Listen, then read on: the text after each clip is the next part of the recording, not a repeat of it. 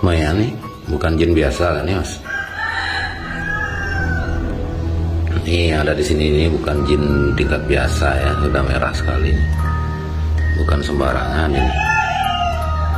Udah deket sini dia, di samping kita ini. Ini ada tanahnya.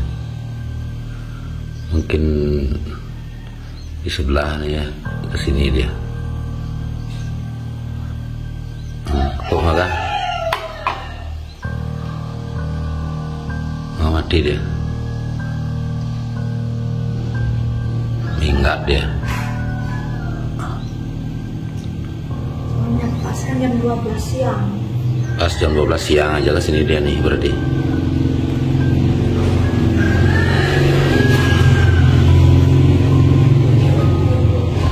Oh, ke sini lagi dia mas. Oh, hilang dia lagi. Oh, aktif dia ke sini ya, dekat mas dia nih. Oh. Di sayangnya itu. Ya ini tuh. Dekat kita dia nih, mas. Oke, ini alat EMF meternya ini sudah bereaksi, tuh, guys. Ini kita wawancarai teman kita nih dari Jawa Timur ya. Ya. Jawa Timur. Oke, dengan Mas Herham bisa diceritakan pengalaman astralnya ketika kerja di bangunan, Mas. Apa namanya? Kalau bayangannya itu udah ada, cuman teman-teman saya itu diganggu kalau malam ini. Setelah itu teman saya itu sakitnya itu bergiliran gitu. Sembuh sakit 3 hari, teman saya yang 3 sakit, udah sembuh sakit lagi itu temannya, sampai bergiliran itu sampai 1 bulan di sini sakitnya. Ya 1 bulan ya mas ya, luar biasa sekali. Artinya dimanapun kita membangun, sebelum bangunan itu diupacarai berarti tetap ada hal yang mistis seperti itu ya mas ya. Iya. Bisa diceritakan pengalaman mas waktu di Jawa Timur ya, waktu lomba apa mas bilang kemarin, lomba merpati. Lomba merpati. Iya. Dulu itu kan sering ada lomba merpati di Jawa ini. Terus saya disuruh dengan bapak saya suruh apa, kalau bahasa Jawanya tirakat gitu. Tirakat ya. Terus saya selama 1 minggu disuruh ngaji ke kuburan sama bapak saya, karena ada kakek saya, buyut saya di sana dulu ketuanya merpati. Artinya lomba merpati itu nyari menangnya gimana caranya? Lomba merpati itu kan gini, apa namanya? Dilepas. Misalnya kalau musuhnya itu bawa 100, saya kembaliin 150 itu kan. Iya, sampai di rumah. Iya. Tapi kan dihitung dia, kalau saya bawa 150, balik ke tempat saya itu tetap 150, itu berarti saya menang. Oh gitu. Iya. Berarti di sana itu ada unsur-unsur magicnya juga. Iya. Bisa-bisa gimana merpatinya biasanya, ciri-cirinya kalau terkena magic? Jatuh dia. Itu dilepas di sangkarnya itu, dia ada yang nggak mau terbang, ada yang terbang langsung jatuh dia. Langsung jatuh dia. Iya. Berarti untuk menghindari itu, menangkal itu berarti Mas Herham disuruh tirakat sama bapak itu. Iya. Terus gimana pengalamannya waktu tirakat mas? Di tirakat kan setiap malam saya disuruh ngaji sama bapak saya. Ngaji setiap malam selama 7 hari. Saya pertama nyampe 3 malam saya ada apa namanya makhluk gaib dah nyamperin saya itu. Tapi saya masih kuat, kayak sapi dikelupas itu di depan saya. Bentuknya kayak sapi dikelupas. Iya, sapi dikelupas itu. Tapi saya masih kuat kalau itu. Mas diam aja di kuburan gitu? Diam. Artinya selama berapa hari itu Mas? 3 harinya saya waktu saya digodain sapi dikelupas itu di depan saya. Bentuknya seperti sapi dia? Iya, tapi kulitnya itu dikelupas, tinggal anunya aja.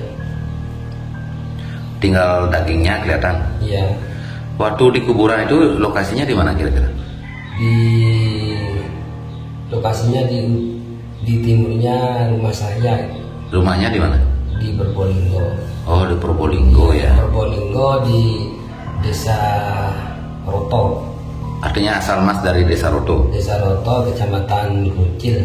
Iya, Kecil. Artinya tirakat itu berapa hari Mas? 7 hari. 7 hari. Hari keberapa melihat sapinya? Hari ketiga. Oh, hari ketiga melihat sapi. Terus gimana reaksi sapinya? Sapi itu dikelupas, terus di depan saya dia memutar-muter dia di depan saya. Tapi kalau cuma itu saya masih kuat. Ya. Terus? Udah ada reaksi takut saya. Berarti Mas masih kuat ya? Iya. Terus habis itu? Habis itu sampai saya ke 6 harinya yang saya ada kuat itu. Artinya waktu tidak kuat itu Mas melihat makhluk gaib seperti apa? Dia kan datang semut sama hujan. Semutnya itu semut sama hujan. Sampai tak terhitung itu semutnya, saking banyaknya. Di kuburan itu? Di kuburan. Dia menghadap ke saya semua. Mau menyerang? Mau menyerang. Hujannya lebat sekali, angin itu kencang, sama semut-semut datang semua. Artinya semut-semut itu dibarengi dengan hujan? Iya, barengan dia. Dibarengi dengan hujan. Apa di kuburan itu aja ada hujan? Sebelum itu kan saya ada merasa kirain saya kan hujan semua gitu kan. Tetap saya ngaji di sana. Ngaji, terus dia semut semakin mendekat sama saya itu merasa takut, seperti saya mau digigit, menggigit saya semua semutnya. Semut itu besarnya berapa Mas? Seberapa? Seperti sebesar kuda itu. Wow, saya kira semut itu kecil Mas.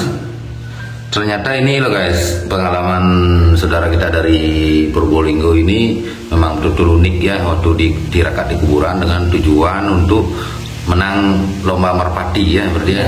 Semutnya itu sebesar kuda gitu Mas ya. Sebesar kuda. Ada 1000 Mas. Nggak terhitung itu. Wow. Di kuburan itu dipenuhi semut sebesar kuda gitu. Iya. Wow.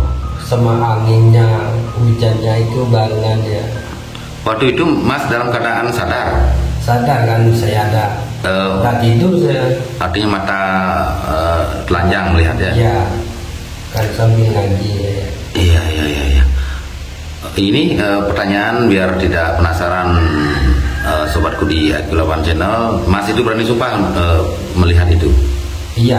Berani ya? Oh berarti ini memang kebenaran loh guys. Di IQ8 Channel, artinya pengalaman Mas Herham ini sungguh luar biasa sekali, dan termasuk juga di waktu membangun di Bali ya, ada salah satu bangunan, artinya kita tidak sebutkan yang mana, yang jelas setiap kita membangun apapun itu tanahnya harus diupacarai dulu baru bisa ditempati. Berarti wajar ya Mas ya? Iya. Wajar. Gimana bisa diceritakan? Kalau membangun itu, kalau istilahnya orang Bali kan apa namanya, diupacarai kalau membangun gitu kan. Sebelum mulai kan diupacarai. Ya. Kalau udah diupacarai biasanya kan kenanya ke yang kerja itu. Artinya harus ada upacara untuk buruh atau tukang bangunan ya. Iya. Memang ada itu biasanya Mas. Artinya kalau di Bali daksino tukang namanya. Dan habis itu di plas-plas, di ngeruak dan segala macam. Artinya bisa diceritakan kejanggalan waktu itu Mas. Iya. Karena waktu mau membangun itu sebelumnya kan belum diupacarai, mau mulai pertama itu. Terus waktu mulai kerja, semua teman saya itu gak enak badan, semua mau sakit ya. Gak enak badan, terus bergantian sakit, sembuh sakit selama lebih 1 bulan. 1 bulan ya? Ya. Berarti sempat diganggu makhluk halus ya? Iya, teman saya itu kan ada yang bermimpi, ada yang tidak bermimpi, dia diganggu, kepalanya ditarik, kakinya itu kan ditarik. Sampai takut ya? Iya, sampai tidurnya kan pindah di proyek itu, pindah lagi, digodain pindah.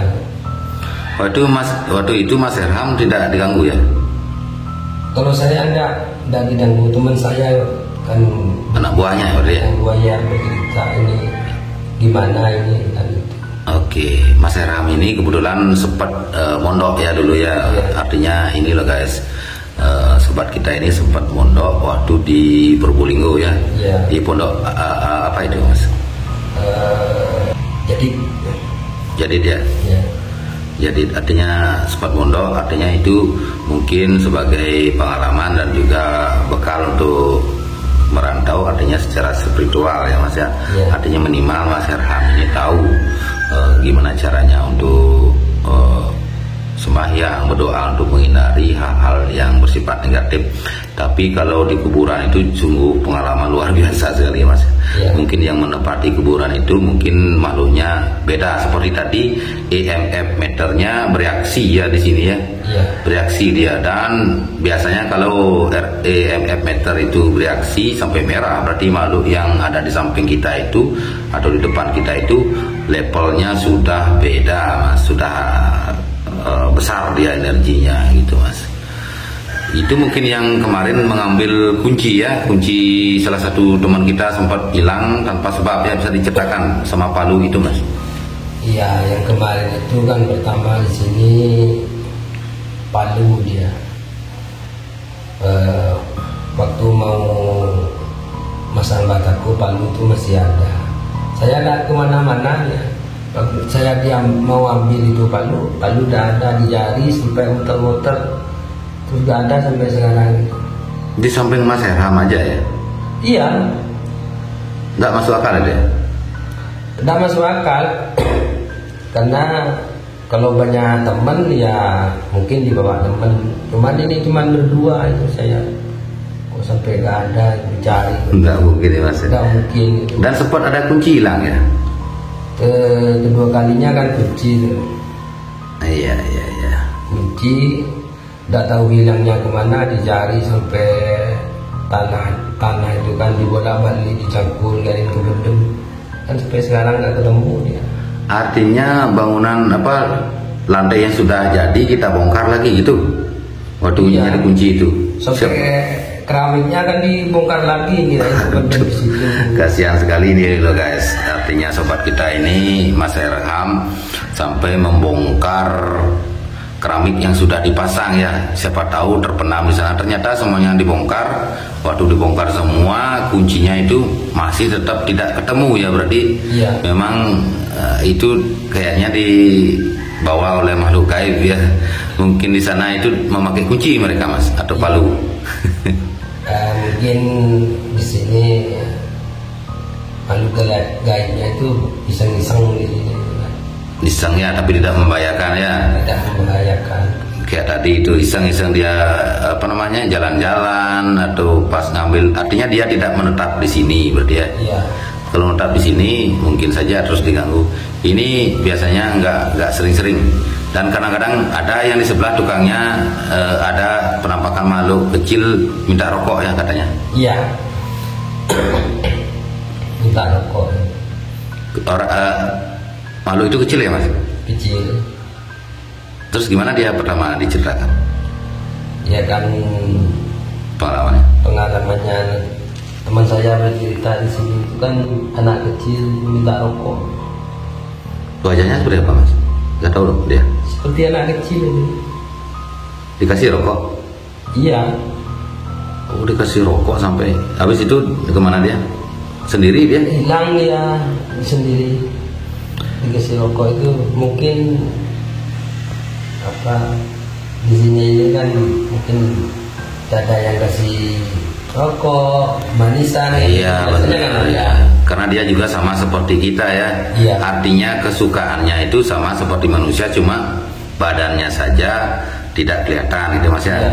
Artinya dia juga suka merokok, dia juga suka makan permen atau roti-roti kering ya mas ya. Iya. Artinya dimanapun kita berada, kita harus tetap ingat bahwa makhluk astral itu sama seperti kita ya, harus kita saling menghormati dan juga jangan suka menantang makhluk gaib ya. Iya.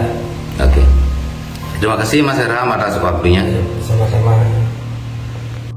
Oke guys, sekian dulu bersama Q8 Channel. Tadi pengalaman dengan Mas Herham ya, mudah-mudahan bermanfaat. Yang artinya dimanapun kita berada harus saling menghormati lingkungan. Bukan kita saja hidup di dunia ini, yaitu kita hidup berdampingan dengan dimensi lain. Dan kita harus saling menghormati seperti tadi dibilang sama Mas Herham. Yang artinya bukan negatif, positif ketika kita bisa berperilaku yang benar. Dan di tempat dimanapun kita berada harus selalu ingat Tuhan atau ingat berdoa ya mas ya. Iya. Dan kayak di Bali bilang hormati juga lingkungan. Oke, dengan saya Kayun bersama Mas Herham, nantikan video petualangan kita selanjutnya di Q8 Channel. Terima kasih like, share, dan subscribe-nya selama ini kepada sahabatku di Q8 Channel di seluruh Nusantara.